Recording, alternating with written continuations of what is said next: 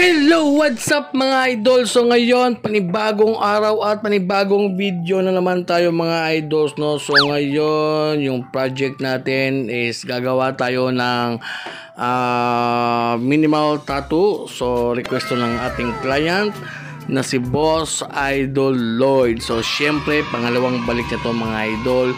Yung first tattoo namin, yung Falling Angel last week. So ngayon bumalik na naman siya kasi gusto niyang dagdagan ng kutsilyo mga idol. So kasi yung plano niya mga idol is mag full sleeve siya na patches.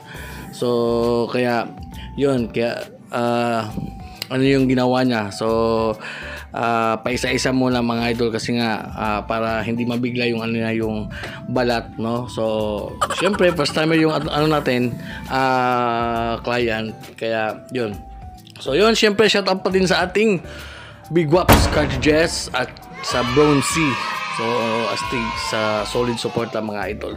At syempre bago ang lahat, gusto ko muna mag-shoutout sa iilan nating mga supporters na palaging nanonood, no? So shoutout kay Ian Canzuelo. Sabi niya pa shoutout idol from Iloilo. So shoutout sa lahat ng taga Iloilo. Shoutout sa inyo. So yun, Ian Canzuelo. At syempre ni Nior Inghong. Pa shoutout dol. So shoutout sa iyo idol Nior.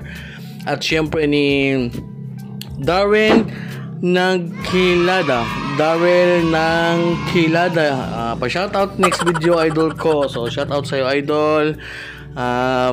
Syempre ni Bernardo Suches Ryan. So sabi niya, ako dol, shoutout mo ko from CDO Tattoo Artist.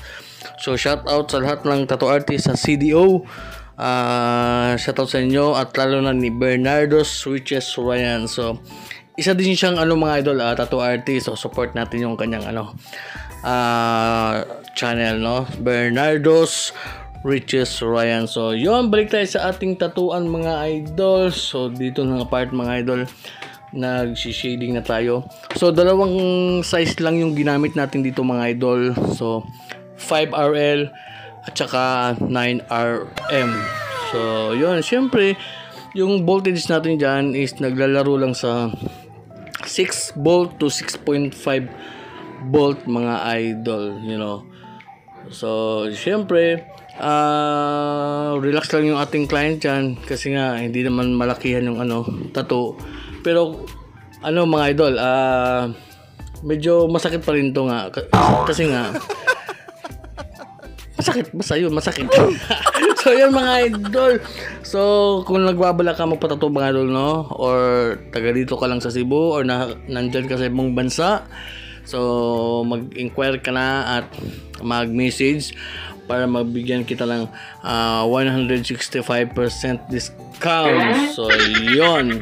So natapos na tayo dyan mga idol, you know. Shout out ni Boss Idol Lloyd. At syempre natapos kami dito ng almost 2 hours mga idol. So syempre dahan-dahan lang para sure ball, no. Hindi naman tumadalian mga idol. So you know, ito yung final result mga idol. So knife. Tapos yung katabi niya yung tinato natin last week, yung Falling Angel. So totally hindi pa siya totally pero na siya, namalat na siya. Ang ganda nga mga idol, you know, ipapakita natin yan, you know. Falling Angel, napaka-satisfied ni idol. Kaya nga siya bumalik kasi nga nakita niyo yung outcome, napakaganda. So yun. At ito na yung pangalawa na, yung knife, no? So yun, kung umabot kayo hanggang dito, so don't forget to like, comment and share at subscribe na rin sa aking YouTube channel. At yun lang.